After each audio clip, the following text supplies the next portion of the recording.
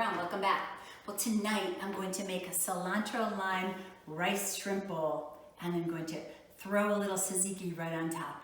Okay, come on, let's go get started. Oh, remember, hit that subscribe button. Now I'm going to chop up some onion, garlic, and jalapeno. I probably would use more jalapeno, but I only have this little piece left, so I'm gonna use that. Now I'm just gonna heat my pan up a little bit.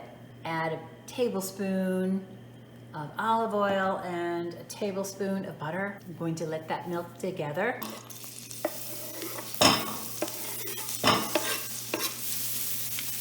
Oh, we're gonna cook that for another minute or two. Okay, now I'm going to add in the rice. Now I'm going to add in some chicken broth.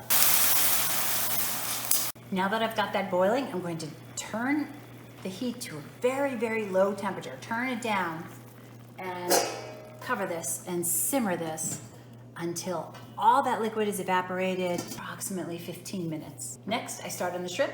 I'm going to use my Cajun shrimp recipe, and I will put the link to that in the description below. So the rice is ready and the shrimp is ready, and these are the mixings that I'm going to put in my shrimp bowl. You can use whatever mixings you want.